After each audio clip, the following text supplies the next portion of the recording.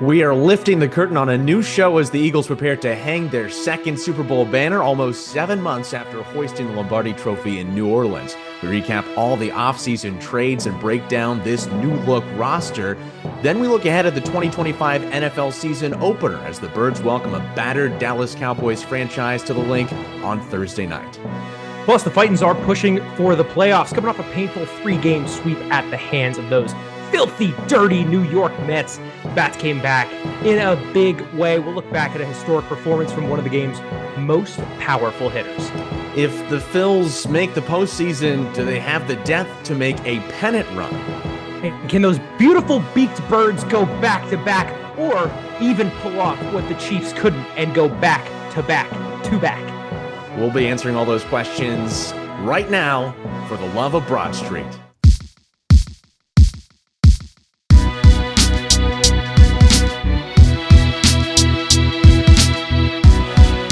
For the love of Broad Street, welcome. This is your new favorite Philadelphia sports podcast, brought to you by nothing but blood, sweat, and tears. I'm Marshall, that's Jake. We're off and running on episode 1. Jake, there's a lot to get to. It was a busy Eagles offseason, lots of storylines, lots of changes at some really key positions. We'll get to that in a moment, but we have to begin with what transpired Thursday night at Citizens Bank Park, Marshall. Yeah, after a significant slump, Philly slugger and should-be National League MVP frontrunner Kyle Schwarber mashed 4 home runs in a 19-4 trouncing of the Atlanta Braves. Schwarber is just the 21st player in Major League history to hit 4 home runs in a game. He's the third to do it this season, though, more than any in league history to date, joining Eugenio Suarez and Nick Kurtz. And he's the 4th Philly to do it, the most for any one team. Hey, Jake, this is a tough one, but can you name the other 3 Phillies? I know one. Okay. And it's Ryan Howard, right? And I don't even think know. You would think I don't even know one? It's oh, not. You're killing me. Okay, wait. I have a very educated guess. Mike Schmidt.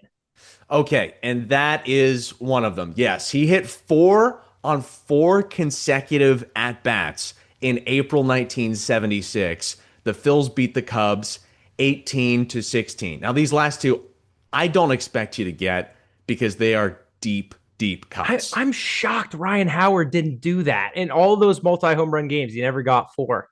Yeah. Well, he hit a lot of 3 home run performances, I believe, but never to 4.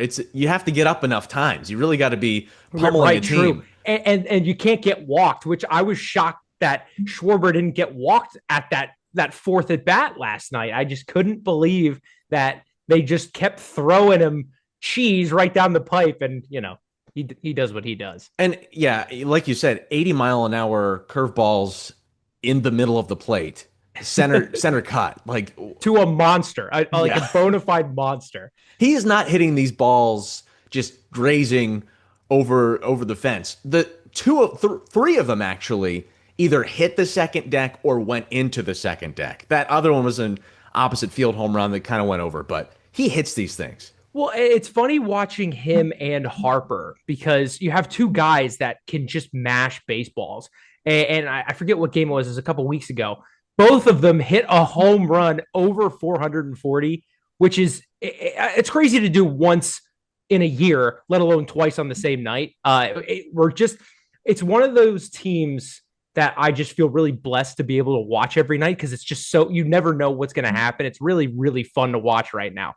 Yeah, for sure. And there is somebody on this list who didn't necessarily use his power to hit these 4 home runs. So Chuck Klein was the other one to hit from like the 30s, 4 home runs in the 1930s.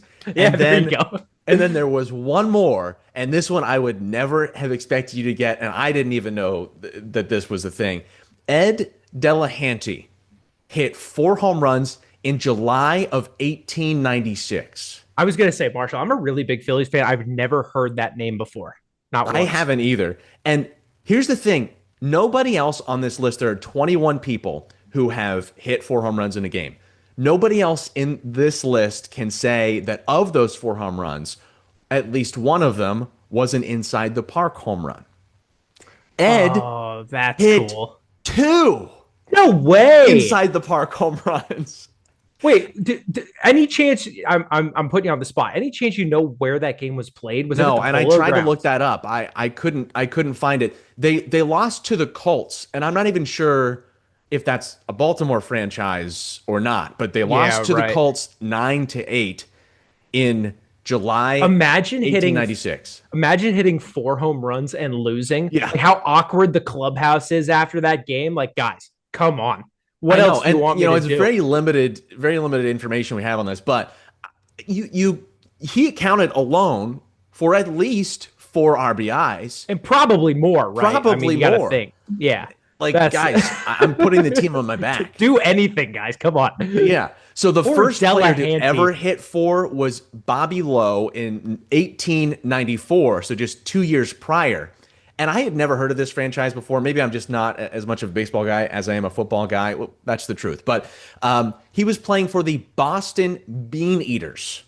The Bean Eaters. The Oh, Bean Marshall, you Eaters. don't know about the Bean Eaters. This is my first. This is my first exposure to the beans, I guess. I'm gonna be honest. I don't know about the Bean Eaters either, but that is a great name. I'd buy the hat if they made one. I mean, Boston baked beans. It's perfect. Yeah, Beantown. I mean, I see the connection. I see the through line. But he hit 2 in the same inning Whew. of that game in a 20-11 defeat of the Reds at the time. That's rare air. 2 in 1 inning. Yeah. But So forget again, 4 in the one rest game. of the lineup is moving to get him up to Right. the plate Yeah. again. Yeah. If only Delahanty had that kind of support. Right. Right. Wouldn't be taking the L's on his 4 home Yeah. run. Right. Ridiculous. All right, Jay, we got more to get to here. Yeah. So with the Phils win, we're still 5 games up on the Mets in the National League East with about a month left in the MLB season. And as of this recording tonight, the Braves are in town and then the Phils are on to Milwaukee. So, Marshall, I want to know, does Schwarber's 4 home run performance make him a shoe-in for the MVP? What do you think?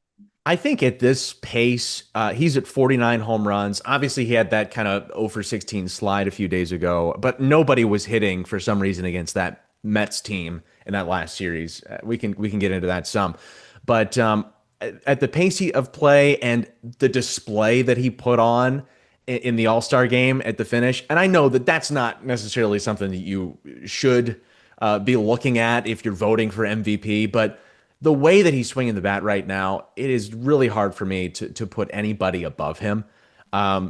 First of all, the power that he shows with every swing is incredible, but also like his demeanor has to mean something, right? Guy gets up there, he hits a 450-foot home run, and he walks around the bases like it's nothing. He's the kind of superstar. He's like an unsung superstar on this Phillies team that's full of superstars. Trey Turner and Harper and other budding superstars in this franchise that he's standing out atop all of them. I think there's something to be said about that as well. I talk about things that you don't know if they're accounting for in the MVP voting. Leadership in the clubhouse. You have a guy like Bryce Harper who frequently says Schwarber's the guy. One of the best players in baseball, of the current generation, in Bryce Harper, saying, no, Schwarber's really the leader in that clubhouse. So again, I doubt that kind of goes in MVP voting. They're probably looking at box scores and nothing else. But if you talk about literally the most valuable player to his team, I'm with you. I feel like it's got to be Schwarber. I know Ohtani is an incredible talent, and he has won MVP and probably will win MVP a bunch more times. Give it to Schwarber this year because the guy deserves it at least as much as Ohtani, if not more.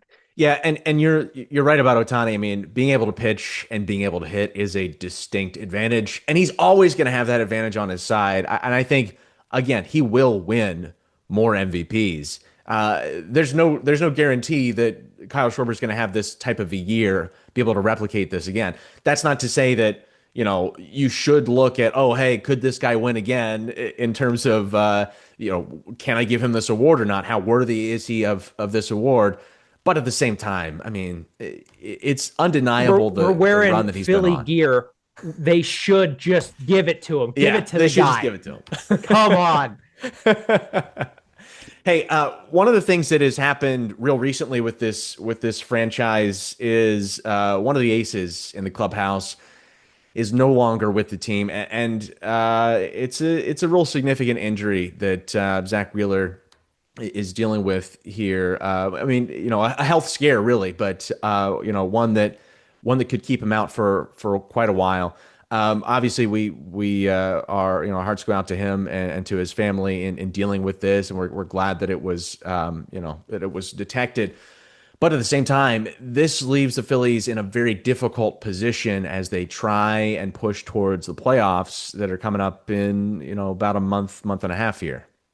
Yeah, before we get to the push forward, I just want to say I don't know if you saw 2 or 3 days before this news broke, Zach Wheeler threw 95 pitches against Washington. I mean, I can't imagine that there wasn't pain or he wasn't feeling off. He's superhuman. I mean, he really is. He's one of the best pitchers in the league. But to be able to go out there with uh, really a life threatening health scare going on and to throw 95 pitches and really deliver the goods like he always does is incredible. This is scary. You think of these guys as untouchable because they're peak athletes, and they'll pull an oblique or they'll get hit by a pitch. Something will happen where that'll keep them out of a lineup for a little while. But this is really scary stuff. I think they had to take a rib out. I heard. I mean, it's crazy, and I'm just thankful the guy's okay. Of course, it's disappointing to the team, and to your point, yes, there's gonna have to be some other guys really stepping up because that leaves a big hole in our rotation. But just thank goodness he's okay.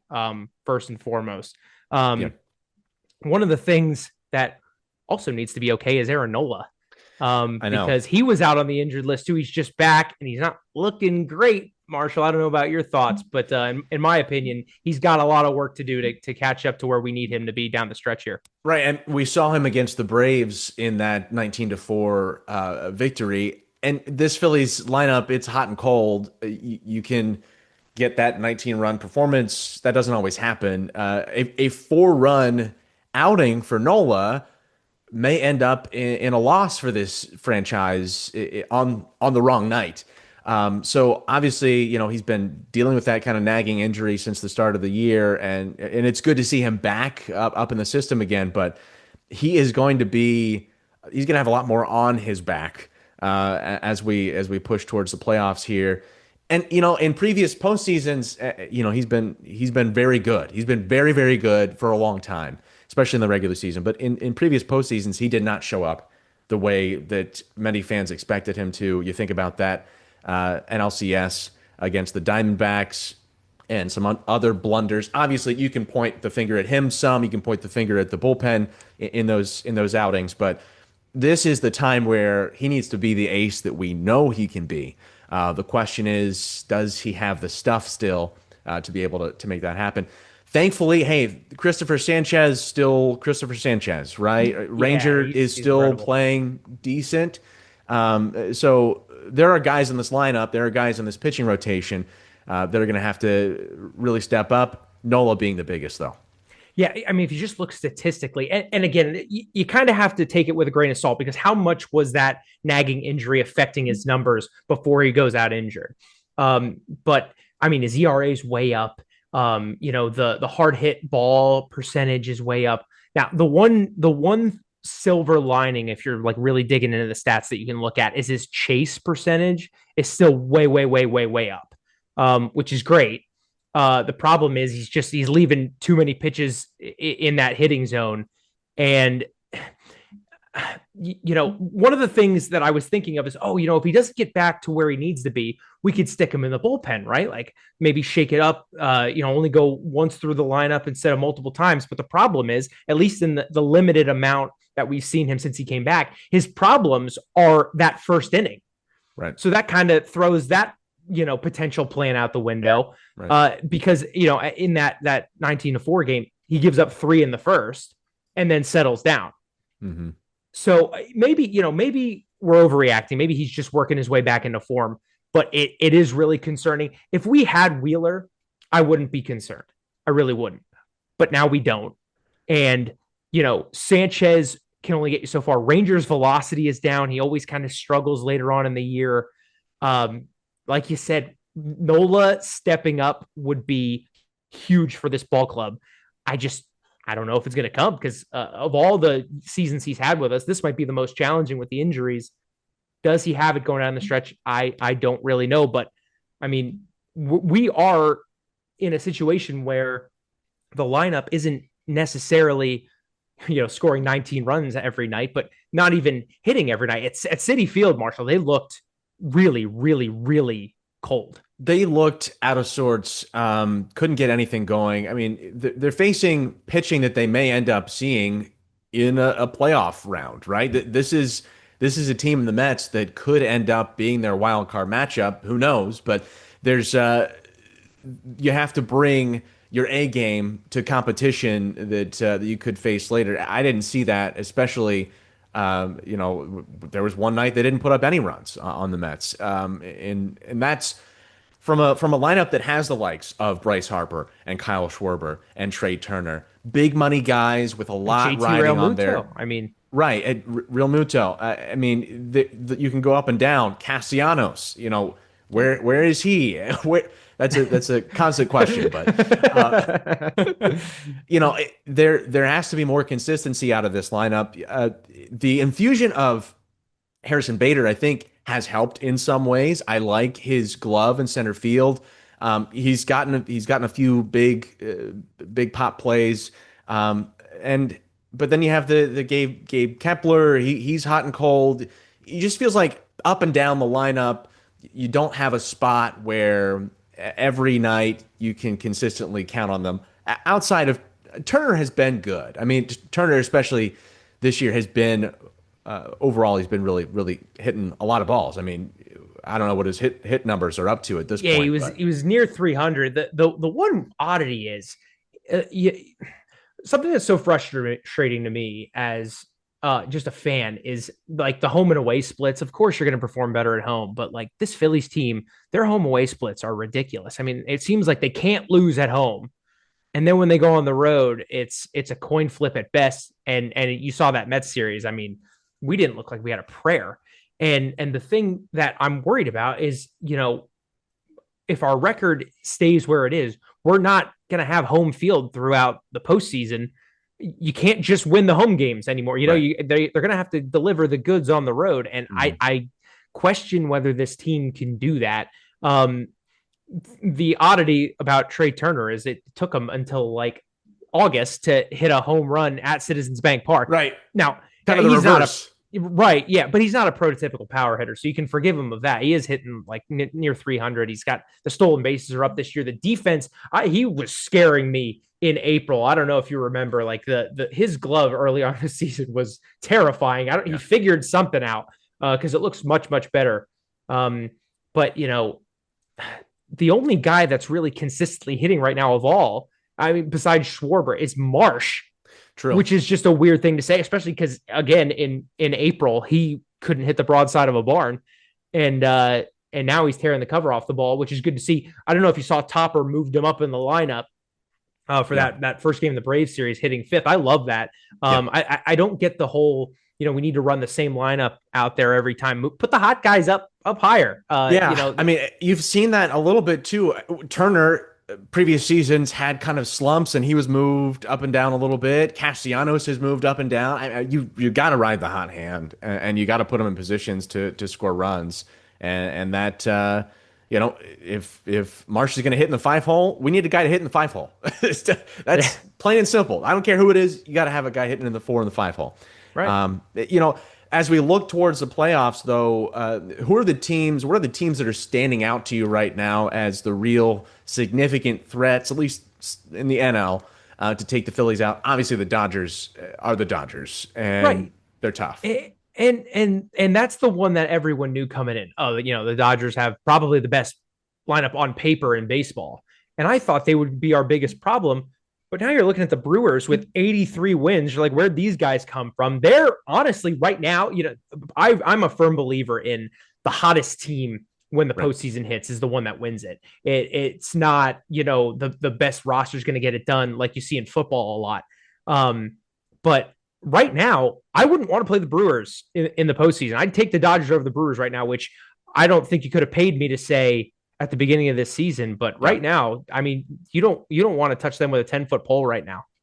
No, and I think this series coming up with the Brewers and the Phillies is going to be a real test to see where we are right now.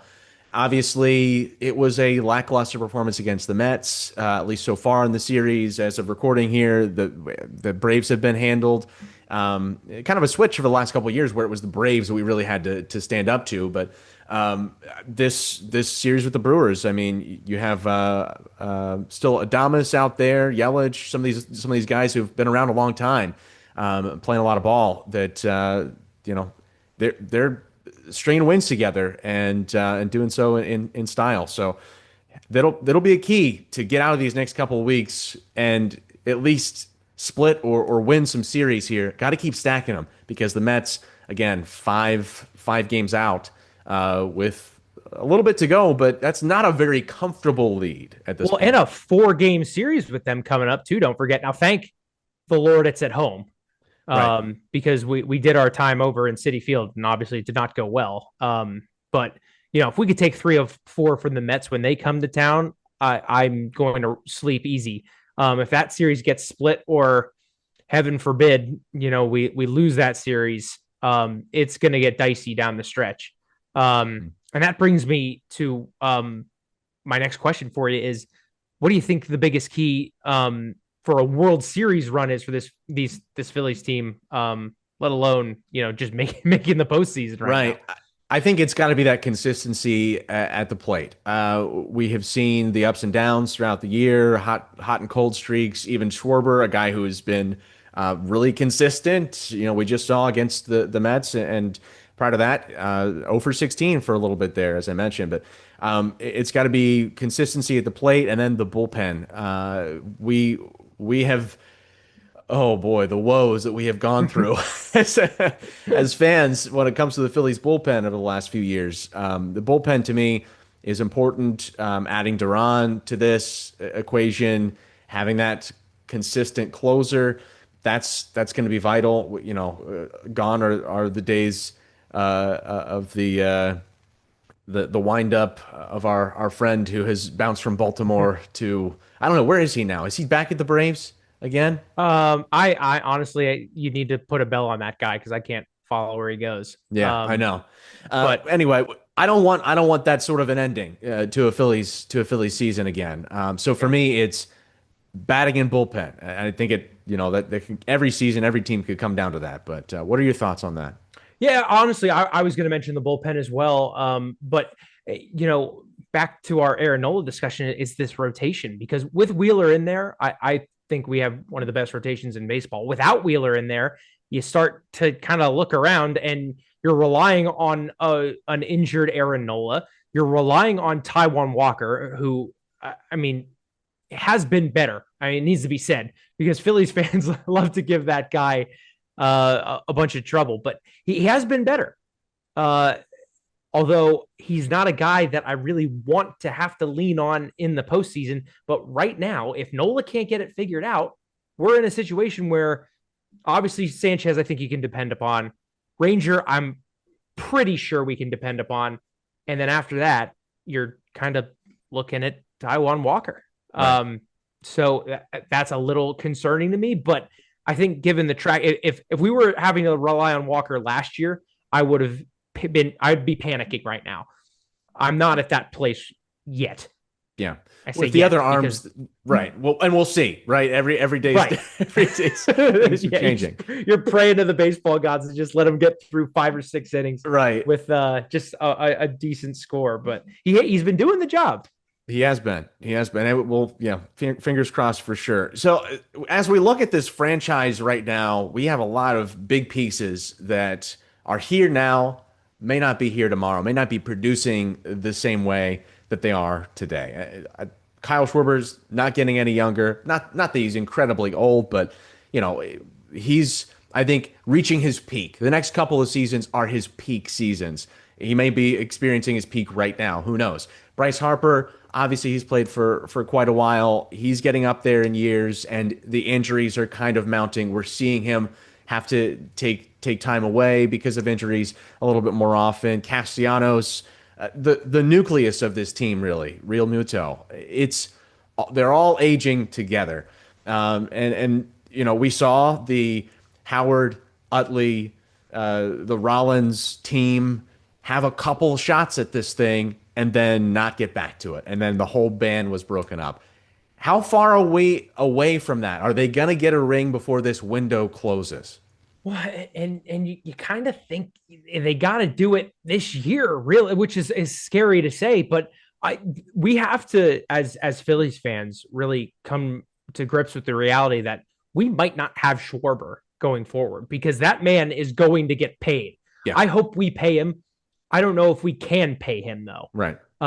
Because you look at the rest of the guys who are coming into a contract year this year. I mean, we have a lot of, not just a lot of players numbers wise, a lot of really key producers that a lot of them are going into arbitration.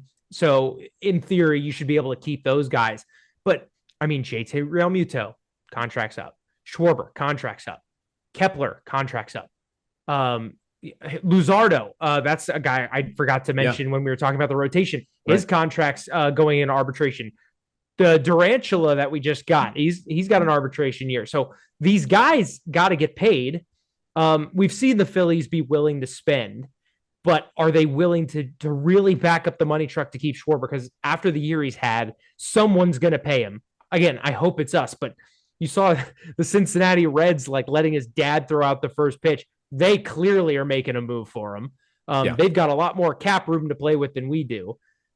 So as I say, it's sadly, I think it's got to be this year or bust, unless the ownership group really backs up the money truck, and I'm not convinced they're gonna, go blow the doors off of what we're already spending, which is a lot. And Duran, I think it felt like an all-in sort of move, maybe realizing from the front office, this is our time or we don't have a time, right? We don't get another shot at this. So, it does feel, to your point, they're putting all the chips out on the table. I mean, this is an all-in move from this organization, and this team has gotten so close. I mean, we are a game away or so a couple years ago from a World Series championship, game away from going back to the World Series a few or the year after against the Diamondbacks. So it'd be frustrating, I think, as a fan base not to see this team with the ring. And even more so frustrating for those players because they have just watched the team that plays right across the street hoist the Lombardi Trophy. And we're going to talk about that in just a second after we take a quick break.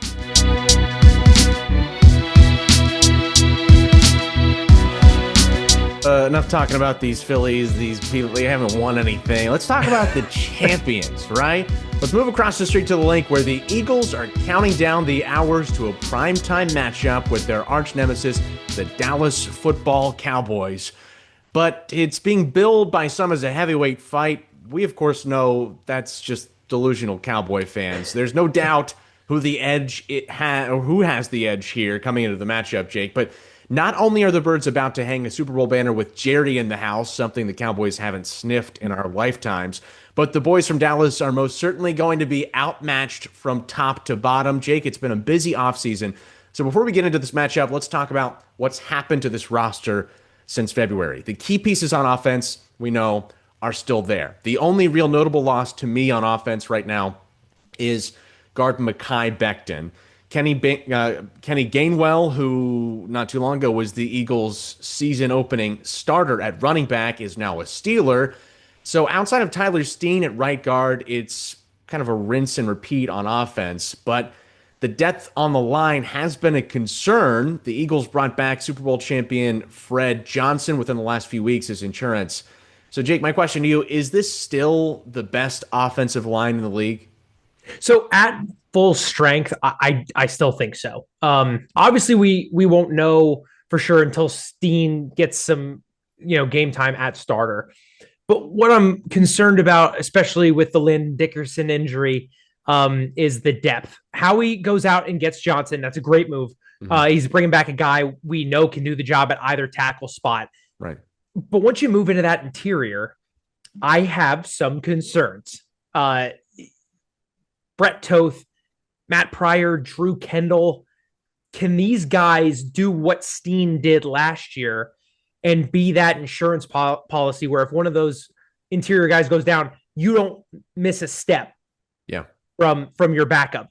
I don't know if, especially judging by what I saw in preseason, Drew Kendall, I'm a little bit higher on after his preseason. He looked pretty good. I'm not convinced about Toth and Pryor yet. You know, I'm not sure how they're going to handle getting thrown into first team reps when I don't think they really blew the doors off playing against backups. Steen did that last preseason. Right. These guys didn't. I'm not convinced about the interior. I think Fred Johnson would be fine in a pinch. But I'm curious to hear your thoughts. Yeah, no, I think Steen has had a little bit of time to, kind of gel with the rest of this offensive line, which, that offseason programming, that is crucial, especially when you're talking about the timing, when you're talking about the rhythm, you're talking about, knowing the schemes and everything. That's really important, I think, for the offensive line. But he is much more tested than anybody else behind him. And adding Fred Johnson, I think, speaks to that the Eagles were not confident with their stable of young offensive linemen who some of them, Brett Toth has been here for a while. We haven't heard good things about him. And the way that offensive line, to your point, looked going against second teamers, it was porous. I mean, Tanner McKee on some of these throws, he has no time. He's getting swallowed up. Credit to him for being able to still step up in the pocket at times and make some plays. But I think we largely saw that outside of that initial first teamer group, this line could be a liability. And again, replacing a guy like Landon Dickerson is almost never possible, right? The guy behind you is never going to be as good as a Landon Dickerson. I think that's true all the way across the line. Cam Jurgens, his spell is not going to be as good. Mailata is one of the best tackles in the league. Lane Johnson, one of the best tackles in the league. I think, right up there on the top 100 list. So this is an all-world offensive line. Nobody stepping in is going to be as good. But at the same time, at least being able to, for lack of a better phrase, hold the line, right? Like not drown. We saw in the Eagles' first Super Bowl run, Vaitai out there. He had to play meaningful snaps for the duration of a season almost. I mean, Peters goes out, week 6, week 7 of that season? He played a lot, and he was a vital part of that offense and really held it together. That's what you need, especially if you are now for the second time in as many years trying to get at least to the Super Bowl. Think about the amount of impact that a full regular season has on your body, and then add 3 very physical games on top of that. It's no wonder that a guy like Dickerson, who hobbled through the playoffs last year, is hurting right now. Yeah. So let's get away from the offensive line and go to a much happier place, in my opinion. There's some interesting additions at wideout. Brown and Smith are still, for me, the best pairing in the league. Yeah. Eagles retained Penn State and Nazareth High School product Jahan Dotson. Plus, we picked up Mechie in a trade with the Texans. He's made some big plays in this league. Then, maybe the story of camp this year, undrafted rookie free agent Darius Cooper made this team as the 5th wideout. And this kid's been receiving praise all summer. Tell me you saw his preseason highlights, especially that first game with McKee at the helm. Yeah, it was incredible to watch somebody who you've never seen before on this field look so comfortable. He looked clean. He was, getting clean breaks. That's one of the things, watching some of the Eagles mic'd up segments. One of the things that people were talking about is like he's getting out of his breaks quick, and his footwork is really good. He was making contested catches in this preseason. It wasn't like they were all being thrown perfectly. It wasn't like they were wide open throws. Like, he is battling here. He doesn't look to have the size that like an A.J. Brown would have, but what he doesn't have in size, he makes up for in grit. And I think that's just as impressive, especially coming from maybe that's really the story here. You know, his journey to getting to this position, he had to work really hard. And I think that's what a lot of people have underscored about him is, you know, you might not have all the physical traits. And of course, he's in the NFL. It's not like he doesn't have the physical traits. He's slow. He doesn't Right. have good hit. No, he's not a top prospect in the league, or wasn't coming out of college. But at the same time, you know, being in that offense, being in that system, taking advantage of that opportunity to be with the world champs and learn from guys that have played at the highest level, like AJ Brown and Devontae Smith, and now Jahan Dotson, who had big catches in the Super Bowl. I mean, it's a dream for him, I think, to play alongside them now. But he earned it based on what we saw in the preseason for sure. Yeah, and my favorite thing about him is almost a byproduct of not being as long and lean as that prototypical wide receiver.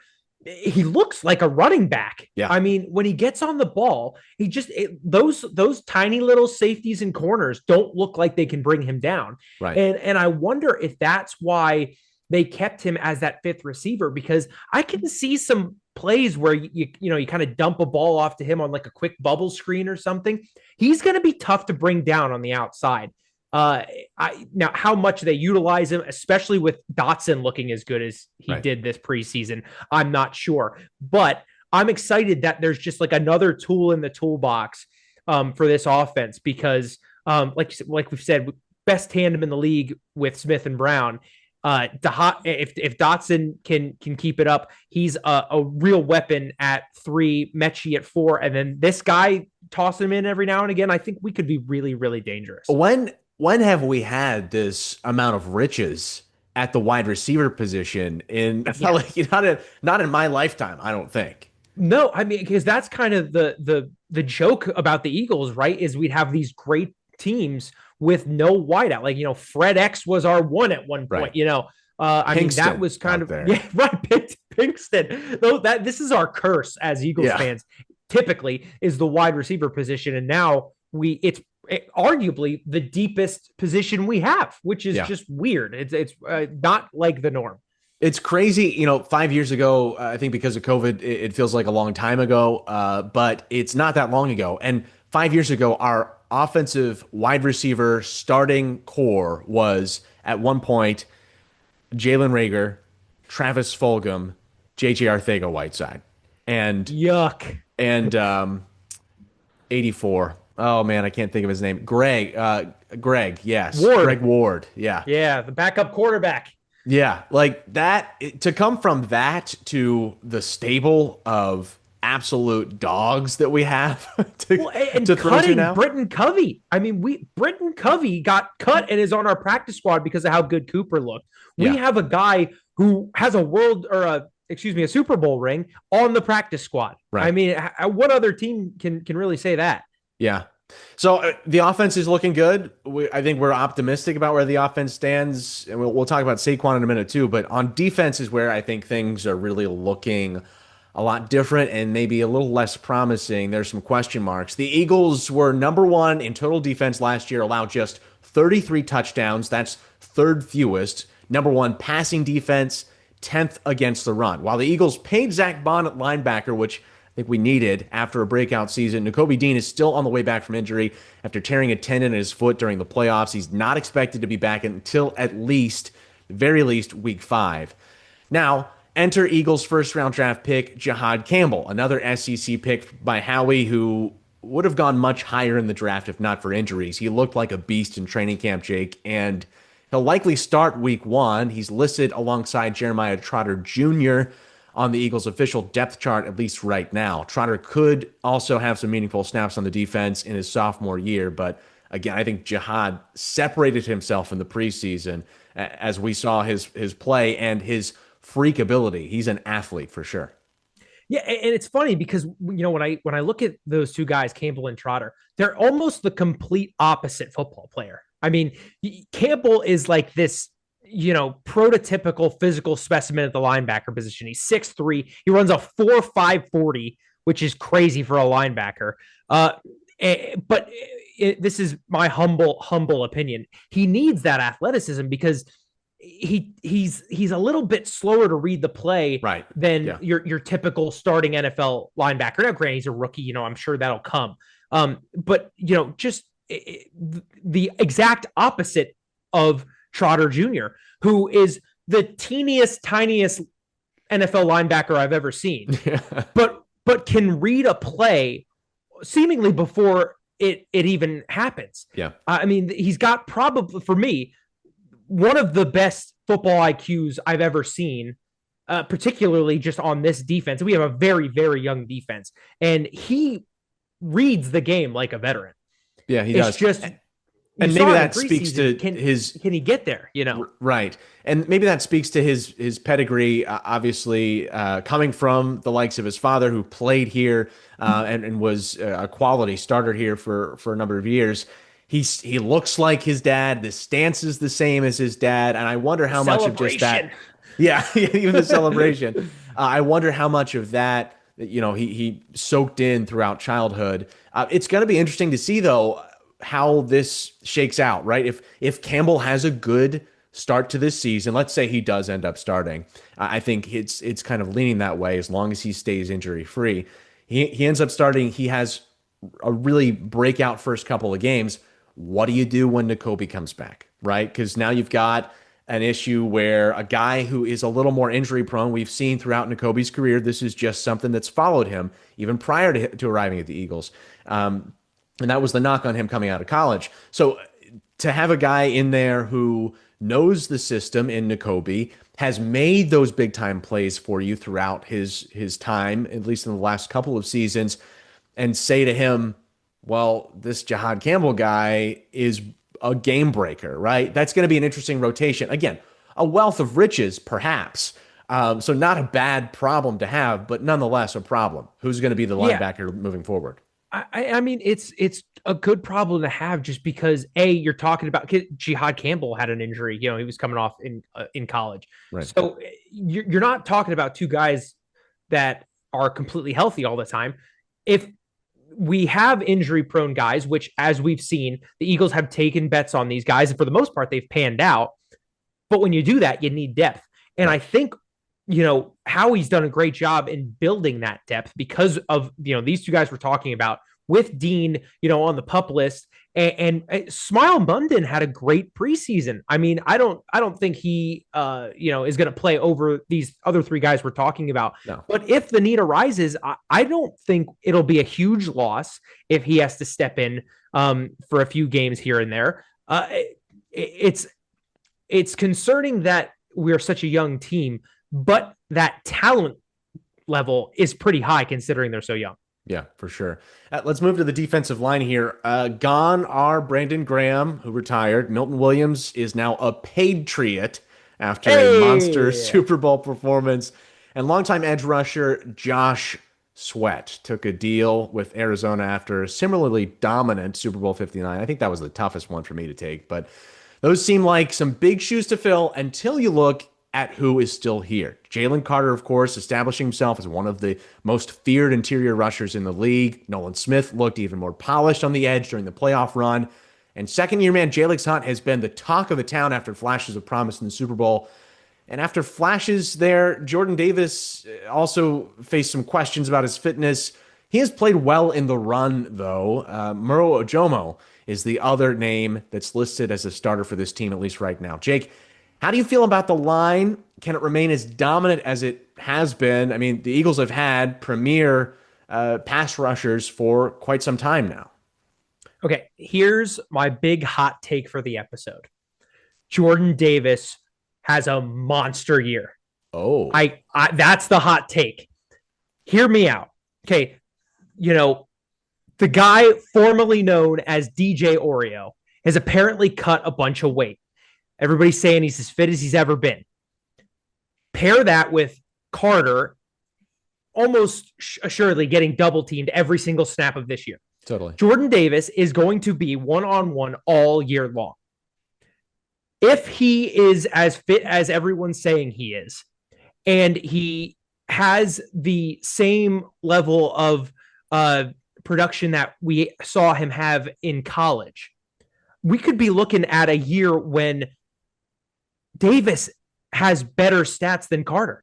Right. And these are all big ifs, and this is why I'm saying it's a hot take, because if you're just looking at the numbers from the last 2 years, you're like, this guy doesn't have it. I think he didn't have it because he wasn't fit. Right. And I don't know if you saw him. He was interviewed in one of the preseason games. He just looks like a different guy. Yeah. And if he's able to play more snaps and able to be more effective in those snaps, it could be a monster year. And that's not counting the fact that he doesn't have to play every snap because of the vanilla gorilla. Right. He has a camel, Marshall. Right. We've got a guy with a camel. We have the vanilla gorilla and DJ Oreo on the same team. Doesn't that say Super Bowl to you? It does. I think it does. The thing about Davis that we've watched over the last couple of years is, especially late in games, it felt like he didn't have that edge that he did earlier on. And maybe and even out throughout the course of the season, the play that always stands out to me is that play against the Bills. Eagles wearing Kelly Green. He, rushes to the sideline. That was an effort play for sure, but a guy of his size, had he maybe been as fit as he is now, might not have had to look like that to make that play, right? To make himself, it looked like he was gassed, and I believe that he Right. was. And a frame of that big, that size, I can't blame him. But at the same time, this could make his career, first of all, a longer career and a more fruitful career, making that change and dropping a few pounds. It's tough. I mean, the guys talk about it all the time. We watch as the Eagles do their little YouTube videos, and they show us the amount of calories that they have to consume to remain at the weight that they are. It's almost inhuman. Like, I don't know how you could. I eat a lot, but how could you possibly eat, 7,000 calories a day? It's like some of these guys are doing. So that's an improvement from Jordan Davis's perspective, and I think one that, as you say, will benefit him. Now, the Eagles. We'll get to the passing defense here, because I think this is the biggest of the question marks. The Eagles were number one passing defense in the league, giving up just 174 yards through the air in 2024. But some secondary shuffling could really change that. The bruising safety, C.J. Gardner-Johnson, C.J. is now a Texan, leaving the position opposite Reed Blankenship at safety in question. Rookie safety Andrew Mukuba showed ball hawking skills and athleticism in the preseason with a pick six against the Browns, but has been bothered by an injury recently. Sidney Brown, who flashed in 2023 before a season-ending injury of his own, is in competition for that starting role with Mukuba. But on the outside, the always dependable and aging Slay is off to the Pittsburgh Steelers with Kenny Gainwell, not Pickett. And this may be the biggest hole on the roster, Jake. Needless to say, Keely Ringo and veteran Adoree Jackson, who the Eagles brought in this offseason, have not played well at all, prompting the Eagles to trade a defensive lineman, Thomas Booker, to the Raiders for Jacorian Bennett, who's currently alongside Jackson on that depth chart as a possible week one starter, but he's only been here a short time, and he's dealt with a string of shoulder injuries in his career, is dealing with one of his own right now. So while we know Cooper DeJean and Quinyon Mitchell will be out there, they'll be studs, can we see this being a big issue at outside corner? Is it going to derail the defense this year, Jake? I mean, if anything's going to, it's going to be this. And look no further than week one against the Cowgirls.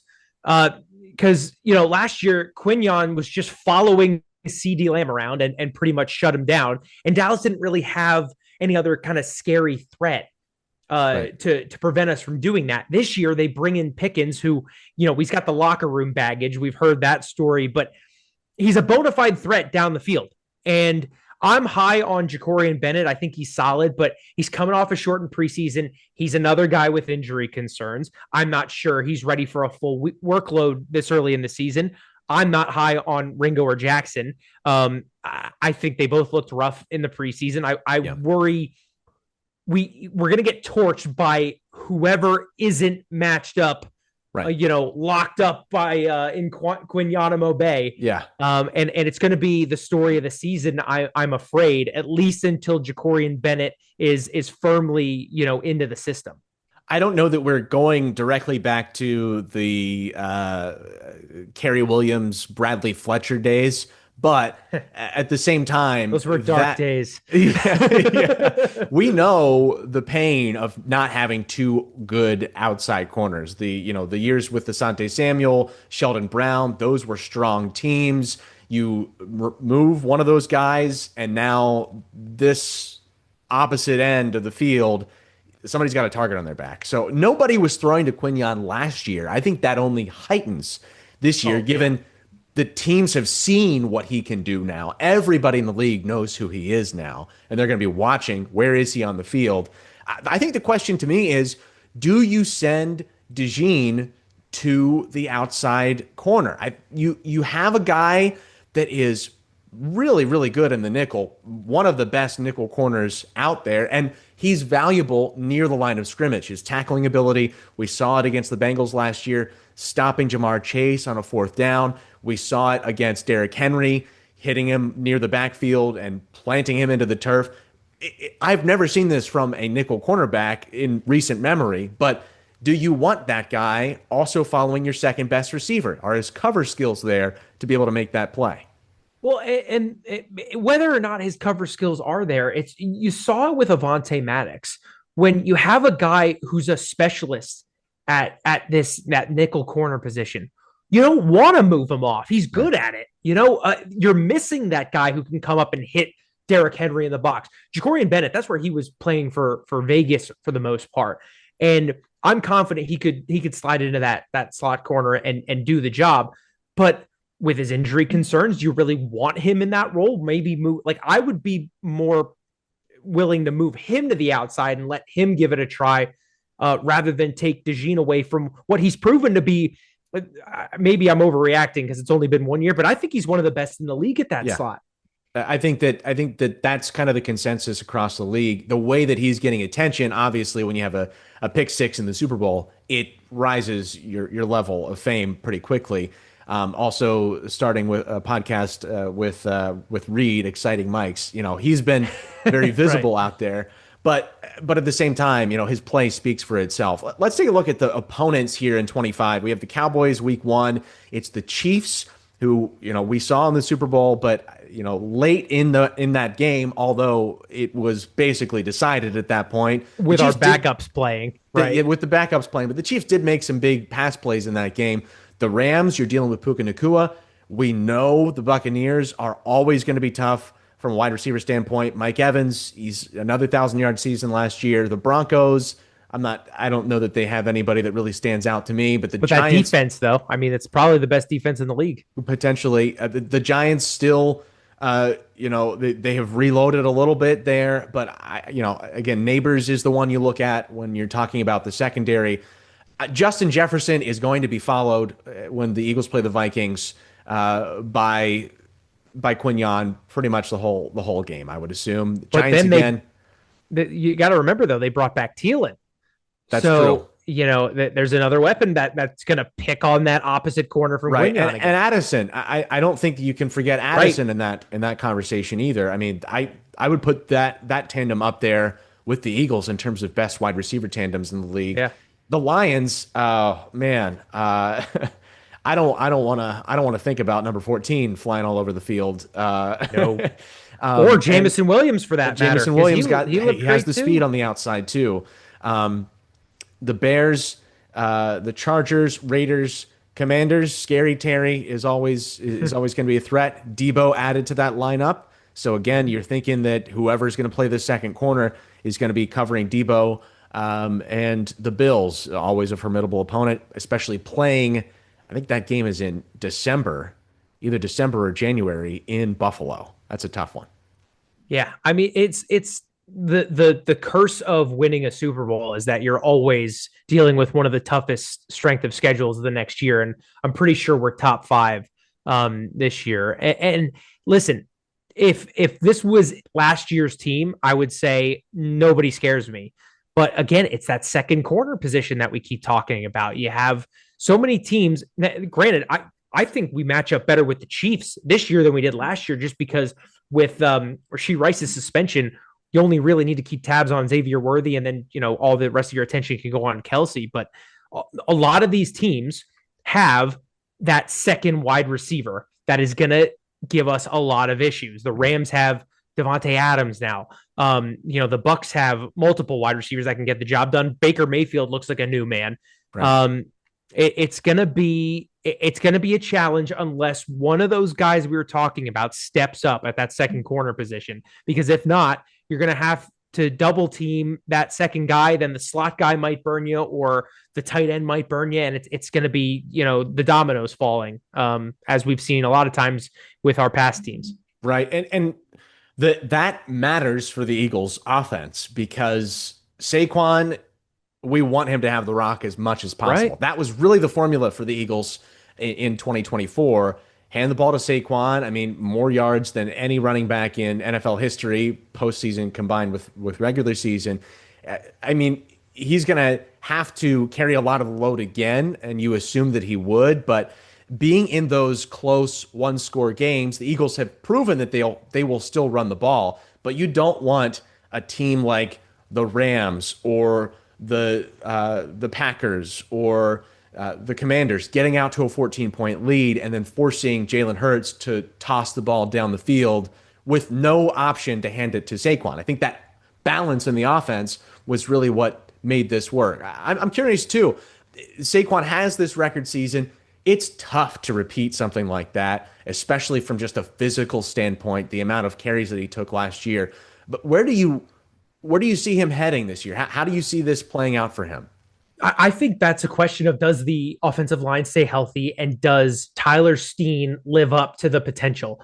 Because last year, Saquon had one of the top, if not, he might have been the top yards before contact last year, because we just had the best offensive line in football, quite frankly. And if we're getting 2-3 yards past the line of scrimmage before he's touched again, he's going to go for another 2,000, because who wouldn't in the NFL? But does that happen? If we lost a tackle, I'd be a little less concerned from the running perspective. But we lost Becton, who was in that interior. He's a monster of a man that was just plowing down whoever was in front of him. And he was one of the big reasons for Saquon's success last year. I think Steen can do it. Yeah. The question is, does he do it? I put a lot of faith in Jeff Stoutland, and I think that whole offense puts a lot of faith in Jeff Stoutland to know. I'm sure Howie has conversations with Jeff pretty frequently, because Howie has always built his team predominantly around the line. Like, the line is tops for him. Rightly so. And the quarterback, it's quarterback factory. You know that. Oh, Jim. yeah. Oh, well, that's why we drafted Hurts. Quarterback factory, baby. And it worked out really well. We'll watch what Saquon does this year. I think that Steen does, as you say, have enough potential and ability to plug those holes. But he's also got to be able to protect Jalen Hurts as he drops back to pass. There's been a lot of talk this offseason, Jake, about Hurts, obviously coming off of a Super Bowl victory where, you're the starting quarterback from the beginning of the season to the end. This is a different situation than the Nick Foles situation where he comes in on the back of the success that Carson Wentz had. This is Jalen Hurts' team at this point. Do you consider him a top quarterback in the league? And if so, does the definition of what a top quarterback is need to adjust a little bit? Well, I think that's what you just hit on is what guides my answer, because if you just look at the prototypical, your idea of a franchise quarterback, I don't even think he'd be top 5, but this guy is top 5 because the dude wins. I don't think I take him if you're building a fantasy team over Lamar Jackson or Josh Allen or these guys.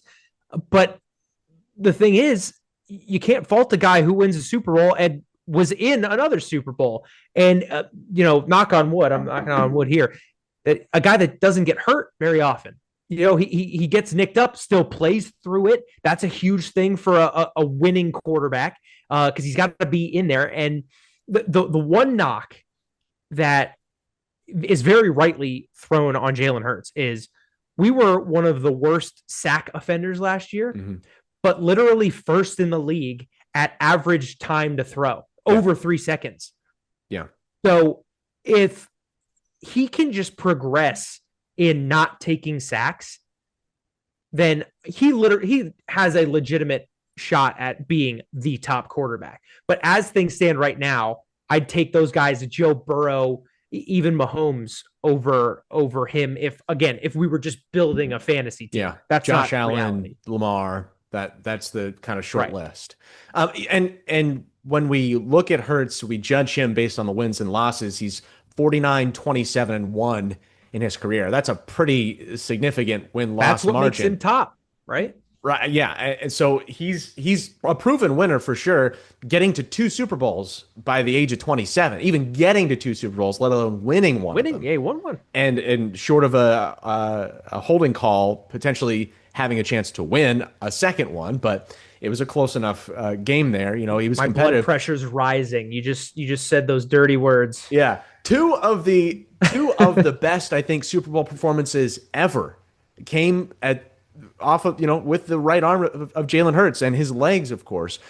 For me, it's the question of his ability to possess the ball was what drove him to hold on to the ball longer, right? Like he wasn't trying to force the ball down the field. He understood, and I think the coaches were telling him, listen, if you hold on to this football, Saquon's going to run us in for 6, right? Like Right. we are going to cram this down their throat. Well, you'll make some timely throws here, and they opened him up a few times, right? They chose their shots, right?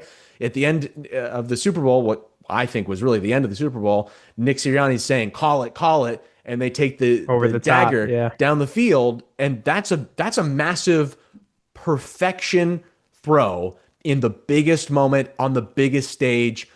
Top quarterbacks make those plays. Top quarterbacks rise to those occasions. Has Josh Allen risen to that occasion? Has Josh Allen gotten to that peak of the sport? He hasn't. Has Lamar risen to that occasion? Outside of Mahomes, to me, the only one that you can really make the case for is a Matt Stafford being in that conversation, because he's got that. First of all, he has the it factor. He has the arm. He has the vision of the field. He is intelligent, and he's got the chip, right? It's to me, I think if winning matters most, then you put Mahomes and Stafford and Jalen, and then everybody else who doesn't have a ring stand to the side. But that's how I approach it.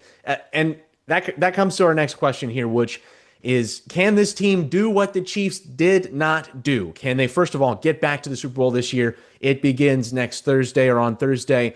But can they ultimately ride this wave out and get to a third, potentially winning it? There, there's there's so many variables that go into a season, and Right. that's what made Kansas City's even third consecutive Super Bowl appearance so special. The one thing I'll say that would support the idea that we could do it is what a wizard Howie Roseman has been. Yeah. Pretty much the exact opposite of a contract situation as you have to the Phillies. You have, obviously it's football. There's a bunch of guys whose deals are up, but very few of them are key pieces. That's the real key. You look at Dallas Goedert. There's a big piece. Nakobe Right. Dean's deal will be up this season, but other than that, you're kind of looking up. I mean, Fred Johnson, he's the backup. Jahan Dotson, the wide receiver 3. Yeah.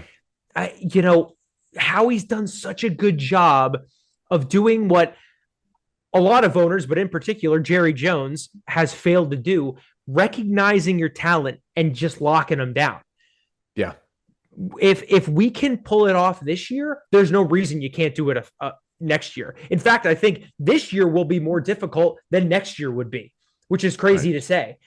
Because this is the year when you have all those young guys on defense. But then if you look to next year, another year under their belt, if they can find a way to win a ring this year, put your house on a third, in my opinion, short of some crazy injury or something.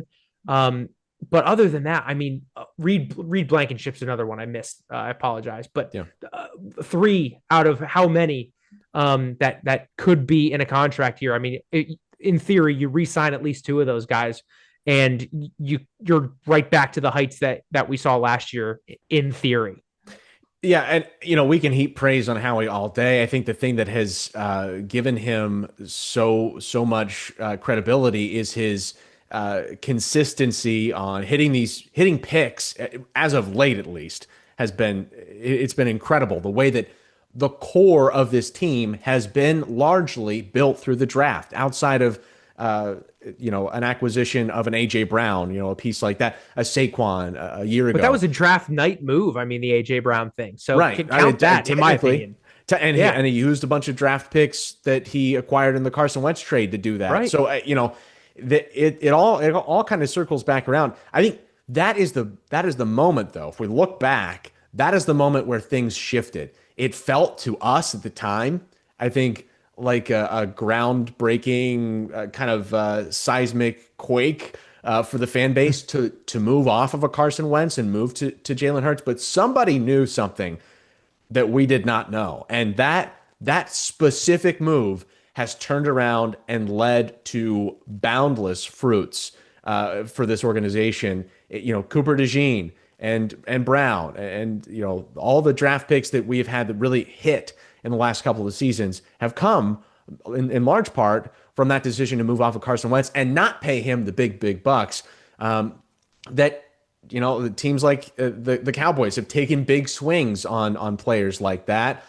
They did not, however, take a big swing on what was I think you could say he was the most important piece outside of their quarterback on the football team, and that is Micah Parsons. The news on Thursday that Parsons would be now signing with the Green Bay Packers, traded to the Green Bay Packers, I don't think comes as much of a shock now as it would have several months ago.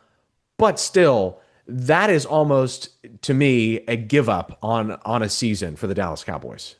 Well, and not just the season, but I mean, going forward, this guy, it's not like, oh, he's just the best player on our team. He's one of the best in the league.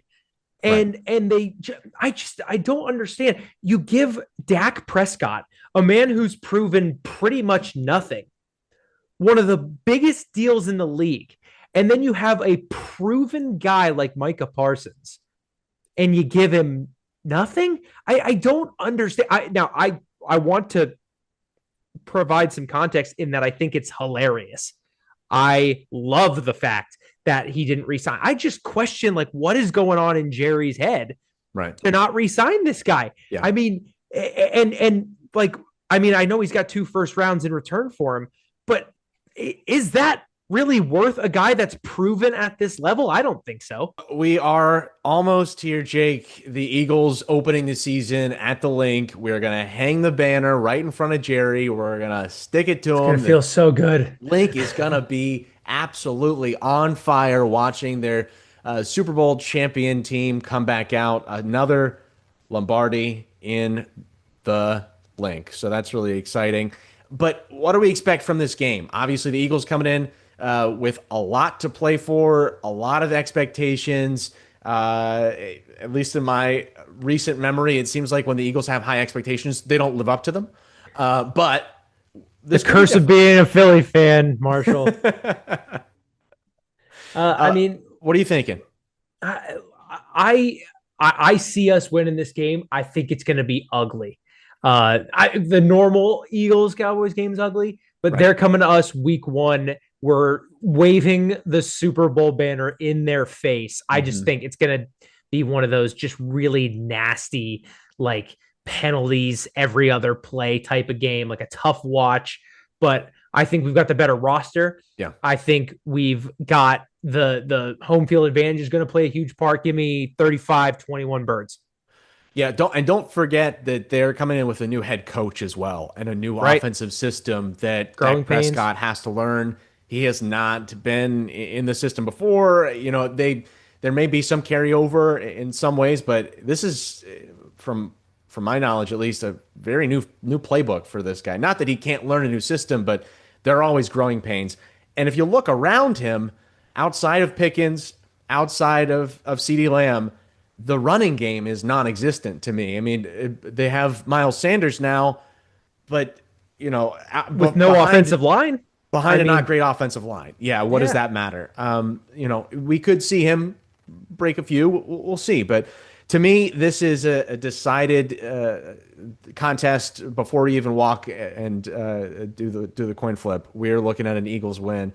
I'm going to go in the same neighborhood, but I'm going to give it a 31-17 victory for Good the defensive Birds in this performance, one. yeah. So starting the season off 1-0 on the way to what we hope at least is another very exciting and one where we hope they hoist the Lombardi Trophy again, Jake. Knock on wood. I mean, Yeah. if there's any team that you think could go back to back in Eagles history, I think it's this one. It's certainly the strongest, top to bottom.